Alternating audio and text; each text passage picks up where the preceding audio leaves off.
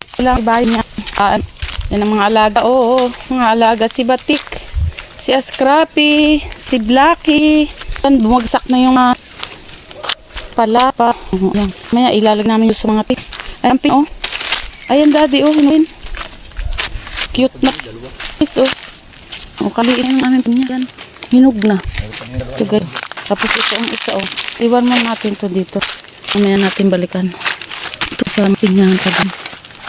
May bunga ting din ito. Kaunti. Ating sasailin durong yung mga ating panta.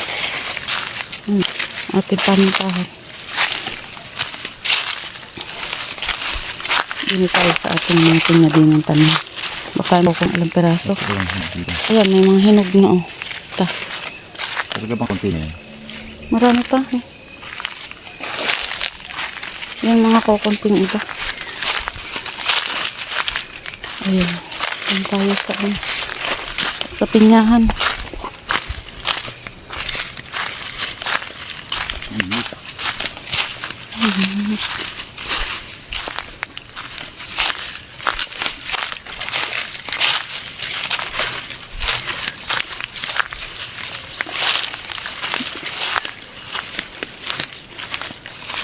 Ayan guys, dito ang pinya ay cute pa. Ayan, oh. Mga cute pa itong iba. Ayan guys, oh. Maliliit ang bunga. Tag-araw. Dito. May dalawa dito. Ayun, ang isa, hinog na. Ayan guys, oh. Medyo malaki yan. Ayun, ang isa, humiga na din. Pero hindi pa hinog. Ayan, cute. Dito, magulang na rin naman to. Ayan guys, oh. Ayan, medyo maliliit. Ayan. Naka 7 piraso din po kami ng napanguha. Meron ganitong maliliit na ilang piraso. Tapos po yung iba, nandun na sa kubo.